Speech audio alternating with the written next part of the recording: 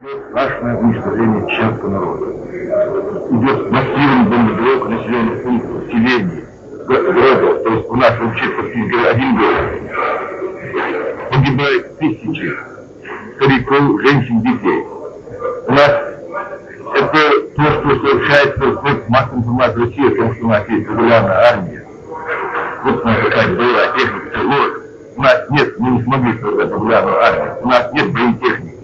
Когда советская армия уходила, она осталась 46 танков. Из них где-то 8-10 танков были в рабочем состоянии, остальные были боеспособны. Вот вся наша боевая техника, вся наша армия. Идет война против населения Чеченской республики. Уже погибло несколько тысяч человек. Это по предварительным данным. Прежде всего, женщин, детей, стариков.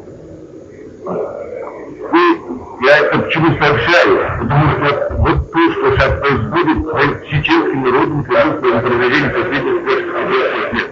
Это не первый геноцид. Это не первое уничтожение чеченского народа. С тех пор, как Чечня познакомилась с Россией в 16 веке, вот периодически с краткими промежутками мира, скажем, с какими-то краткими промежутками, то, что происходит в Чечне, это всегда повторялось.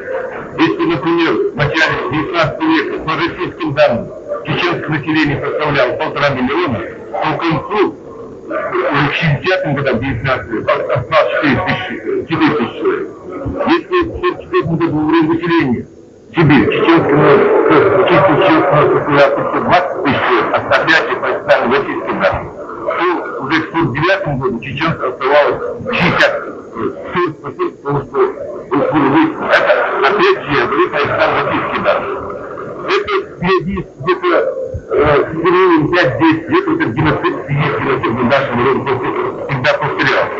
И будет повторяться до тех пор, пока Чечня не получит независимость права быть таким же полноправным членом Организации Объединенных Наций. Вот я кратко нашу ситуацию, чтобы все поняли, почему Чечня хочет независимость. Чечня независимость. Для Чечни это средство как сохранить себя. Вот говорят, что в Чечне, российские пропаганды говорят, что в Чечне воюют бандформирование. Это неправда. У нас, как я сказал, есть регулярная армия. Воюют простые жители селения. Каждое село защищает себя.